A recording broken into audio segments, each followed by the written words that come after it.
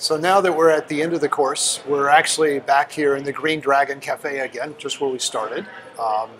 And we want to talk a little bit about the objective of the course and what we hope you took away from it.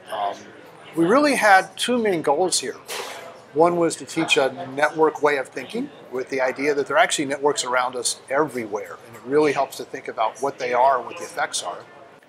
And second, we wanted to teach some simple models to give you some analytical tools to actually use in actually thinking about these network effects. So one area, for example, the three of us collectively are thinking about right now in similar models or similar simple way of reaching some understanding is how financial contagion spreads. So in thinking about networks of banks, so two banks are connected if they interact with each other or give loans to each other, then they certainly pick up a certain danger of contagion. If one of the banks fails and if one bank loaned money to them, then there's a danger that the failure might spread to the next bank. Right, so it's like I give a loan to this bank, it fails, I can't get my money back, but now someone needs their money back from me and I don't have it because it got tied up in that failure. So it actually can spread several hops through a network, right? Yeah, and so this contagion introduces interesting effects, in part because when two banks think about where they want to make a loan, they, of course, take account of how that affects themselves, but they don't take account of how that might affect contagion throughout the whole system.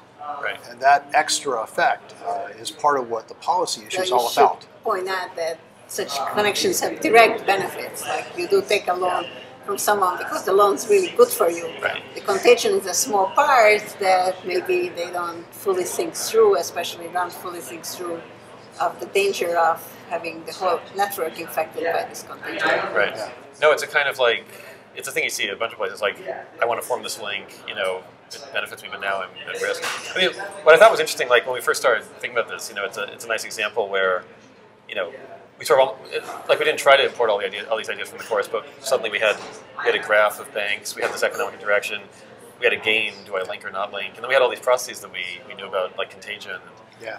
It's sort of all blended together, and it really was not something we set out to do, but it's sort of an example of how these ideas are. It's true. The other aspect that's similar to what we did in the course is that we abstracted from the actual financial network, and we built what actually in the end is a relatively simple model. It's not that the analysis is simple, but the model itself is pretty simple.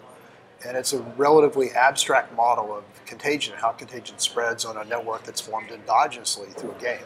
Yeah. With the idea that it would have applications to lots of things.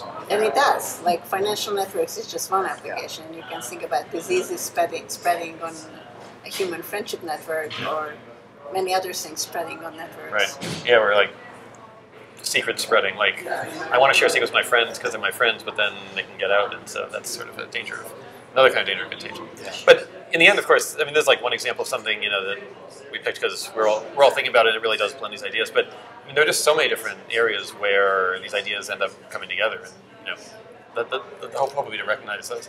I mean, if I think about sort of just other things I'm thinking about right now, the way in which social media can play a role in political mobilization brings together ideas about the online world, online social networks, the power of strong ties and weak ties. Again, a kind of diffusion or contagion. Yeah. And you see examples of this all over the place. And what we hope in the course is that people have some tools they can use to begin to think about them. So maybe it's useful to just think about what examples are actually currently interesting. Yeah. One good example is peer effects in education, currently a hot topic.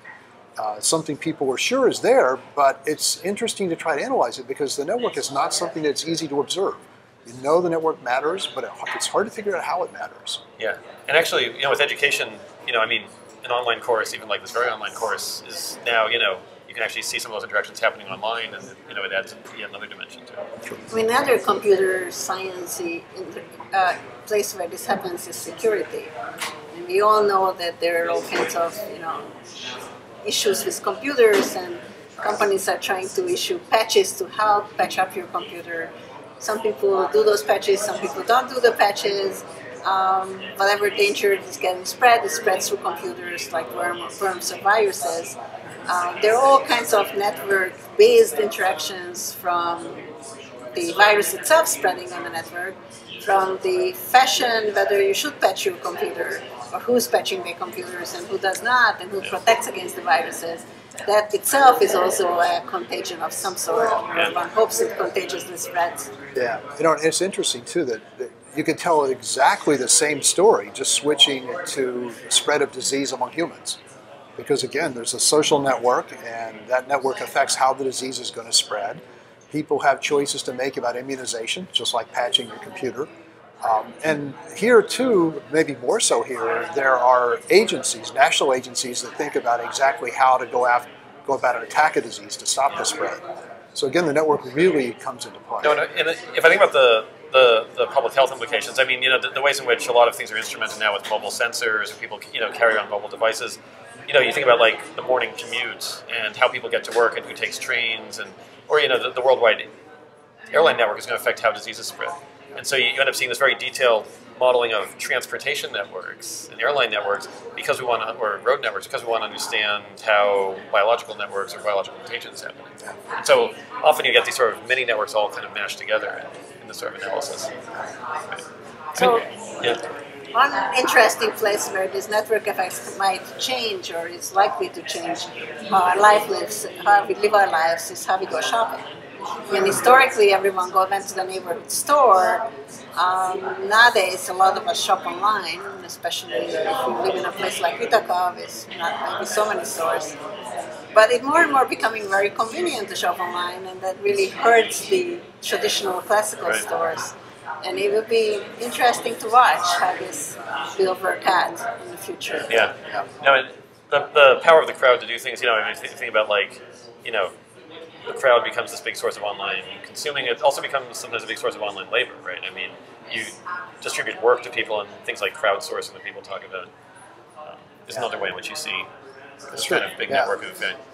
You see it also with crowdfunding, to the extent that firms sometimes try to raise capital from crowds online. So again, it's the same phenomena over and over. You see this effect in many places. And I mean, you see it reaching out even sort of, even into further disciplines. I mean, so we have colleagues here at Cornell who, for example, work on sort of thinking about networks in the humanities, for example. You take all the characters in a story and think about how they're connected, because there is sort of a social network there, or even try to map out the entire sort of folklore, mythology of the whole culture by building the networks, the web of connections. You think about people who think about, say, sports and the networks within sports, or even the behavior within sports. We talk about performance-enhancing drugs and these other sort of games that take place within games.